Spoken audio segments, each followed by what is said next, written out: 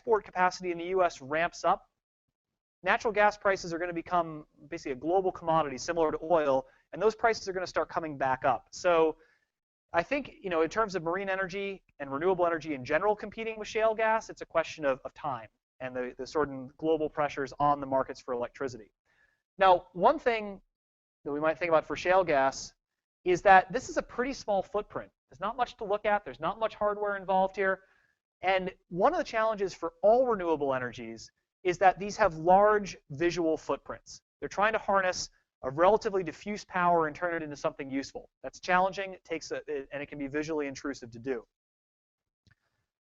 So what do the economics look like today? Well, combined cycle natural gas costs somewhere between $40 and $80 per megawatt hour. That's a megawatt of electricity produced for an hour. What the long-term projection for that is, anyone's guess. When I was starting grad school, I was told that no one in the US would ever build another combined cycle natural gas power plant because natural gas was too expensive. Now that's all we build. Another 10 years, maybe we'll be back to saying no one will ever build one again. So those kind of non-renewable fuel prices tend to oscillate fairly wildly.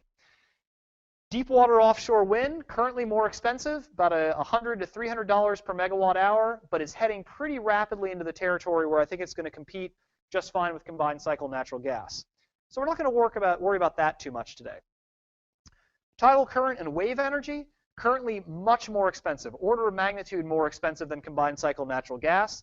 But people have argued that there is a pathway to get down to really kind of cost competitive levels through economies of scale.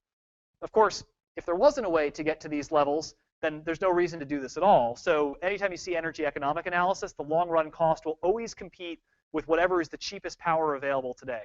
And if that cost of that power goes up, the long run cost of those technologies